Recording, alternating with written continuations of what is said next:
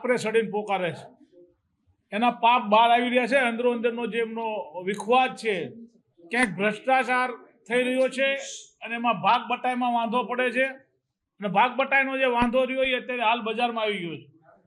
અમે તો વર્ષોથી કહેતા આવીએ છીએ કોંગ્રેસ પક્ષ તરીકે, વિરોધ પક્ષ તરીકે, કે ભાજપ ભ્રષ્ટાચાર કરે છે, કોર્પોરેશનમાં કરોડો રૂપિયાનો ભ્રષ્ટાચાર થઈ રહ્યો છે, પરંતુ રાજકોટની પ્રજાએ ક્યાંક ને ક્યાંક એમને સત્તા ઉપર બેસાડ્યા છે એટલે કરે છે।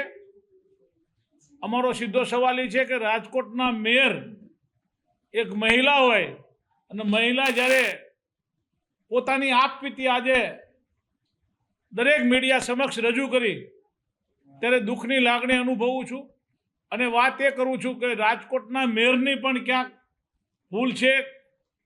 જે વસ્તુ ન થવી જોઈએ એ એમને કરેલી હતી, જે કપડાં સૂકવવા બાબતની એની વાત કરું છું, તો એમાં પણ અમારો વિરોધ છે।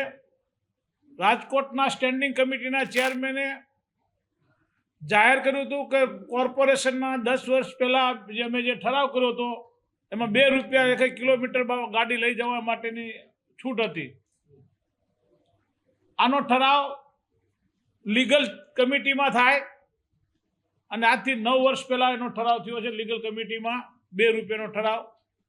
આપણે ઠરાવમાં નથી પડતા, પરંતુ હાલ જે રીતે અંદરો અંદરની ભાજપની જે લડાઈ, અંદરના જે બળાપા બહાર કાઢવામાં આવી રહ્યા છે, એ હું એમ સમજુ છું કે રાજકોટની પ્રજાના, ગુજરાતની પ્રજાના હિતમાં હશે। અને હું એ પણ કહેવા માગું છું રાજકોટના મેયરને કે આપ ખુલ્લીને નામ આપી દો। આપણને કોની બીક છે? આપ એમ કહો છો કે હું પ્રદેશમાં ઉપર હાઈકમાન્ડમાં રજૂઆત કરીશ। તમે હાઈકમાન્ડમાં રજૂઆત કરશો ત્યારે ઓટોમેટિક ખબર પડશે, પણ હકીકતમાં જે લોકો ભ્રષ્ટાચાર કરતા હોય અને તમારો વિરોધ કરે છે તો એ લોકોના નામ આપી દો, અથવા ન કરતા હોય તમે કરતા હો તો સામેવાળા તમારો વિરોધ કરે એ સાબિત કરવું જોઈએ। કારણ કે બેમાંથી એક પક્ષવાળા દીપાવાળા વિરોધ ભ્રષ્ટાચાર કરી રહ્યા છે। જે લોકો કદાચ ભાગ બટાઈ નહીં મળતી હોય, બંને કરતા હશે તો ભાગ બટાઈમાં વાંધો પડતો હશે તો નિવેદન આપતા હશે, અથવા એક કરતા હશે ને બીજાના ભાગ નહીં મળતો હોય તો વાંધો પડતો હશે। ક્યાંક ને ક્યાંક ભ્રષ્ટાચારની બૂ આવી રહી છે, ભ્રષ્ટાચારે માજા મૂકી છે।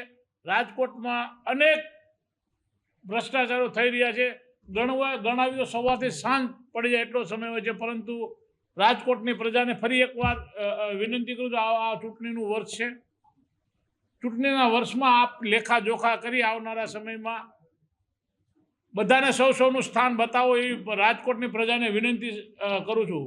એમાં ક્યાંય કોંગ્રેસે 2 રૂપિયાની વાત તો કરી નથી। જે વાત કરી છે ભાજપના સ્ટેન્ડિંગ કમિટીના ચેરમેને કીધું છે કે 2 રૂપિયા અમે 10 વર્ષ પહેલા ઠરાવ કર્યો છે અને 2 રૂપિયાના ઠરાવ પ્રમાણે રાજકોટના મેયર પૈસા ચૂકવવા માટે તૈયાર છે અને એના માટે રાજકોટના કમિશનરની પરમિશન લઈને ગયા છે, એટલે લીગલી ચાલ્યા છે। 2 રૂપિયાની વાત છે એ એમના પક્ષનો વિષય છે। જૂથવાદ નહીં, જૂથવાદ શરમસીમાએ છે, જેની કોઈ આમ કહી શકીએ લીટી જ નથી, એટલી લાંબી છે। કારણ કે ભાજપવાળામાં અંદરો અંદરના એટલા બખાડા વિખવાદ છે કે જેને ક્યાંય પાર આવી શકે એટલો નથી, એટલો લાંબુ છે। પરંતુ હાલ મેયર રાજકોટના પોતાની મર્યાદામાં, ગરિમામાં રહીને બોલ્યા છે। હકીકતમાં મારી દ્રષ્ટિએ એને ખુલ્લું કહેવું જોઈએ કે મને આ લોકો ભ્રષ્ટાચાર કરે એને મને વાંધો છે અને એટલે મને બદનામ કરે છે, આવું થવું જોઈએ। જો અંદર જૂથવાદ તો ત્યારે આ ભાજપ કાંઈ મેં કીધું ને જેટલી લીટી લાંબી કરો એટલું થઈ શકે એમ, પરંતુ ક્યાંક ને ક્યાંક બધા જ લોકો જે ભ્રષ્ટાચારમાં નાના મોટા ભ્રષ્ટાચાર પરથી દબાયેલા છે અને બધાની સ્પ્રિંગો ફૂલ અત્યારે હાલ પ્રેશરમાં છે, જેની ઘડીએ ઉછળી તેથી ભાજપના છઠ્ઠીના ધાવણ યાદ આવી જવાના એના બધા નેતાઓને।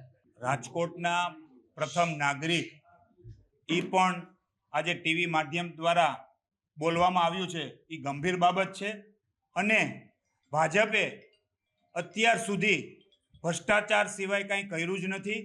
અને રાજકોટના મેયર જે મહાકુંભમાં ગયા હતા ત્યારે અમે મ્યુનિસિપલ કમિશનરને કોંગ્રેસ પક્ષ દ્વારા એક લેટર પણ આપવામાં આવ્યો છે કે જ્યાં 2 રૂપિયાનું જે ભાડું છે ગેરવ્યાજબી વાત છે। જૂનો આ ઠરાવ જે રદ કરી કમસે કમ જે નવા ભાવ છે અત્યારના કિલોમીટરનો ભાવ 25 કે 26 રૂપિયા થાય છે. તમે નોન એસી લઈ જાઓ તો 17-18 રૂપિયા લે છે અને એસી લઈ જાઓ તો 25 થી 26 રૂપિયા લે છે. એવું એટલે કમિશનરને અમે એક લેટર પણ મોકલ્યો છે કે મેયર પાસેથી પ્રતિ કિલોમીટર 20 રૂપિયા લેવામાં આવે એવી અમારી કોંગ્રેસ પક્ષની માગણી છે. વિખવાદ તો વર્ષોથી ચાલે છે, પણ આ મેયર ખરેખર આજે એને પર્દાફાશ કરી નાખવો જોઈએ, નામ ખોલી નાખવા જોઈએ અને કોર્પોરેશનની અંદર છેલ્લા 30 વર્ષથી તમામ બ્રાન્ચમાં ભ્રષ્ટાચારનો ભોગ બન્યા છે. લોકોના એક પણ કામ થતા નથી. આ ગંભીર બાબત છે. ચૂંટણીનું વર્ષ છે. લોકોને હવે સમજવાનો વારો આવ્યો છે. સાચા કોણ ખોટા કોણ એ ખરેખર લોકોને કહેવાની જરૂર છે. અંદરો અંદરનો તો જૂજવાત છે જ. મેયર જ્યાં ગયા છે એના ફોટા અહીંયા આવી જાય અને એના લોકોએ આ ફોટા મોકલા છે. એટલે મેયરનું પણ ખુલ્લું પડી ગયું છે. અને જે ઠરાવ છે એ આજથી 10 વર્ષ પહેલાનો ઠરાવ હતો 2 રૂપિયાનો. ખરેખર સ્ટેન્ડિંગ કમિટીના ચેરમેનને ખબર નથી. એ મોટી મોટી વાતો કરે છે કે અમે બ્રિજ બનાવી, આ મામા બનાવે છે. ખરેખર જૂના ઠરાવ રદ કરી જે પદાધિકારીઓ બહારગામ જે ગાડી લઈ જાય છે એના કિલોમીટર દીઠ 25 થી 30 રૂપિયા રાખવો જોઈએ એ અમારી કોંગ્રેસ પક્ષની માગણી છે.